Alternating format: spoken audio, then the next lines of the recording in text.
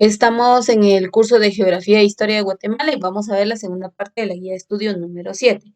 Recuerden que hemos venido viendo una serie de hechos y acontecimientos históricos que han marcado la historia de Guatemala, ¿verdad? Los tiempos han cambiado, los escenarios son distintos, el impacto que tuvo dentro de la sociedad cada uno de los acontecimientos dependió del área geográfica, la posición económica, el nivel intelectual, géneros, raciales, o sea, hubieron muchos factores que propiciaron y que también fueron escenario para que se pudiera desencadenar una serie de acontecimientos en Guatemala, como lo fue la independencia, la revolución, la contrarrevolución, el conflicto armado interno, y pues que a través del conflicto armado interno se da lo que es la firma de los acuerdos de paz. Para que se firmaran los acuerdos de paz en Guatemala, en primer lugar, estos fueron firmados en el mes de diciembre del año 1996 bajo la presidencia del señor Álvaro Arzú Irigoyen, él era el que se encontraba en el poder cuando se da la firma de los acuerdos de paz. Pero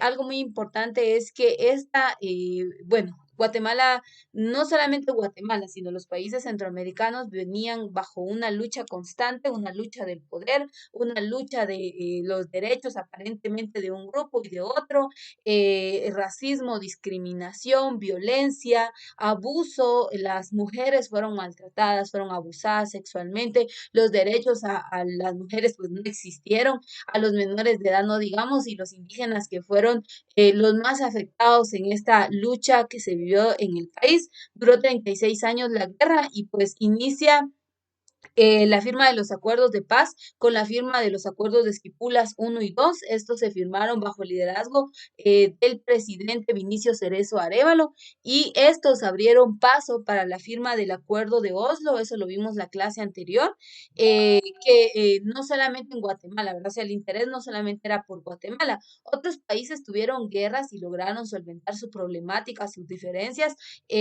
no prolongando tanto el periodo de guerra. En cambio, en Guatemala fueron 36 años de conflicto y pues inicia con la firma de los acuerdos de Esquipulas, luego se da la firma del acuerdo de Oslo, esto fue firmado en Noruega y pues cuando se firma el acuerdo de Oslo, pues ya se abre paso a la firma de los acuerdos de paz. Pero para firmar los acuerdos de paz se tomaron en cuenta 12 puntos claves. Dice la generación de un diálogo nacional y la creación de la Comisión Nacional de Reconciliación propiciaron en 1990 el acuerdo de Oslo llamado también Acuerdo Básico para la Búsqueda de la Paz por medios políticos. El gobierno de Jorge Serrano Elías del año 1991 al 93 definió su política sobre el particular como iniciativa de paz total para la nación. Los puntos que se llevaron en la agenda de discusiones para la firma de los acuerdos de paz y el contenido final fueron los siguientes. Primero, democratización. Dentro de la democratización, los derechos humanos. Aquí ya tenemos dos puntos. Lamentablemente hubo un periodo en donde solo estuvo la dictadura, ¿se recuerdan? En el gobierno del general Jorge Ubico, todo fue a través de la dictadura. 3 periodos en el poder y pues el mandato, la orden estuvo presente, nunca se tomó en cuenta los derechos humanos, ¿verdad? Siempre fue algo que se ignoró. De hecho, hubo un presidente que decía, ¿verdad? Entre más ignorante era la población indígena, mejor, porque entonces no peleaban por sus derechos. Y realmente fue un abuso que hubo a las personas, ¿verdad? Su raza, su color, su género, su apariencia, su vestimenta, fueron elementos que hicieron, de los cuales hicieron uso para dañar, para destruir, para discriminar, perdón, a las personas. Y esto fue un gran conflicto, ¿verdad? Entonces se toma en cuenta la democratización, es decir, que a partir de la firma de los acuerdos de paz, el poder, claro, tenía derecho al voto, pero también la población. Ellos podían decidir respecto a lo que querían, a lo que no, y entonces se toma en cuenta lo que es un sistema de gobierno democrático en donde todos van a tener derecho a expresar su ideología. Los derechos humanos. Usted sabe que hoy en día en la Constitución Política de la República de Guatemala, en la parte dogmática del artículo 1 al 139, encontramos una serie de derechos humanos. Tenemos derechos y obligaciones como ciudadanos guatemaltecos, ¿verdad? Entonces, ¿cuáles son todos esos derechos que están a nuestro favor y también todos aquellos pues que están en nuestra contra, ¿verdad? Como podríamos mencionar lo que es la protección a la persona, los deberes del Estado, la libertad de igualdad, el derecho a la vida, derecho a la educación, derecho a un hogar, derecho a tener un nombre, derecho a defensa, o sea, hay una serie de derechos, pero también contraemos obligaciones como ciudadanos guatemaltecos, ¿verdad? Pero el punto era, ¿cuáles son los derechos humanos? Y entonces se toma en cuenta la serie de derechos humanos, los cuales no debían ser violentados. La mujer tenía derecho al voto, a la participación dentro de la sociedad, el menor de edad no iba a ser explotado, en fin, que se tomaron en cuenta la opinión de la población indígena, que también fue importante y jugó un papel muy, muy importante en la firma de los acuerdos de paz. Entonces está la democratización, los derechos humanos, el fortalecimiento del poder civil y función del ejército en una sociedad democrática, ya lo vimos anteriormente, identidad y derechos de los pueblos indígenas. Ustedes saben que legalmente la Constitución hace referencia a 4 culturas en Guatemala. Habla de la Xinca, la garífuna, los mestizos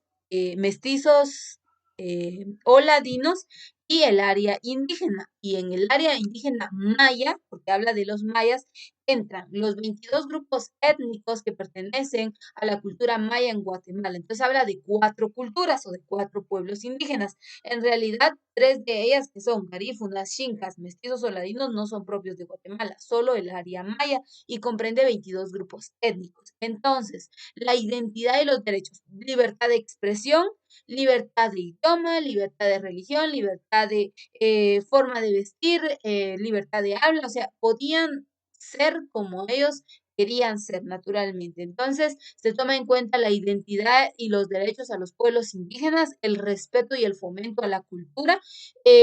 Ustedes saben que hoy en día hay elementos que forman parte del patrimonio cultural de la nación, entonces también se toma en cuenta la participación de los pueblos en Guatemala.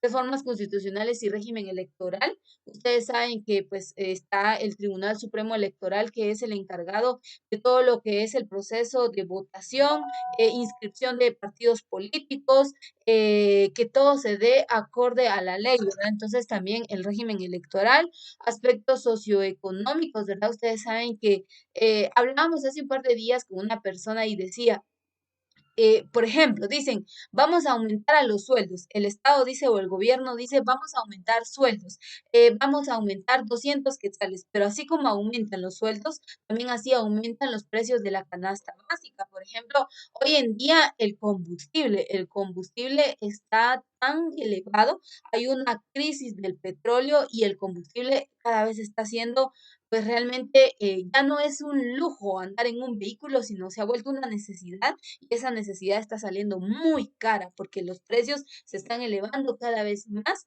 y pues usted pasa a una gasolinera y dice 100 quetzales, los 100 quetzales son una nada.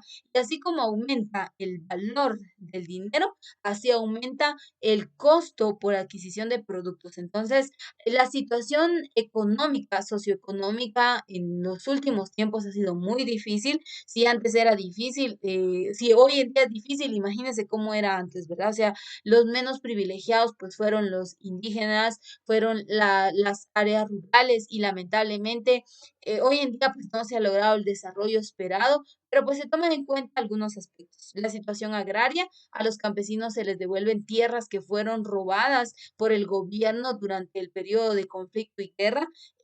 Muchas personas tuvieron que huir y tuvieron que pedir asilo en otros países como México, Honduras, El Salvador, y pues algunos otros regresaron y otros nunca más volvieron a Guatemala por el miedo a la explotación, pero también se hace la retribución de las tierras robadas, el reasentamiento de la población desarraigada por el enfrentamiento armado, que es lo que estamos hablando dentro de la situación agraria. Eh, Se les da el derecho a, pues bueno, tenían sus tierras cultivables, generaban sus productos, la venta de sus productos. Entonces, el punto 6 y 7 pues habla de la parte del sector agrícola, del sector campesino de Guatemala. Bases para la incorporación de la URNG a la vida política del país. Recuerde que anteriormente hablamos de la URNG, que fue un partido que surgió, que es la Unión Revolucionaria Nacional Guatemalteca, y pues el objetivo pues era también poner que se respetaran los derechos de la población, ¿verdad? Entonces se incorpora a la vida política del país arreglos para el definitivo cese al fuego, es decir, para afirmar totalmente la paz, el cronograma para la implementación, cumplimiento y verificación de los acuerdos, y por último se da la firma del acuerdo de paz firme y duradera y desmovilización, firmado el 26 de diciembre del año 1996. Estos fueron entonces los 12 puntos que se tomaron en cuenta para la firma de los acuerdos de paz. Ahí les dejo algunas fuentes bibliográficas para que si ustedes desean puedan ir, leer y ampliar un poquito más su conocimiento, pero también recuerde que nosotros dividimos la clase en dos, ¿verdad? Tenemos acá unos links que nos hablarán respecto a lo que fueron los acuerdos de paz en Guatemala. El día de hoy vamos a ver el link 2 y el link 3. Entonces, esta parte recuerde que no la grabamos por tema de capacidad, pero para quienes van a ver esta clase grabada, pues le invito a que vea los videos, ingrese a estos links y pues con ello podrá ampliar un poquito más del contenido teórico que tenemos en la guía número 7. Así que este es el contenido de la guía 7. Y pues el material está ya disponible en la plataforma de Educar para que usted pueda estudiar, para que usted pueda leer y pueda repasar. Con esto concluimos entonces la explicación y la parte teórica.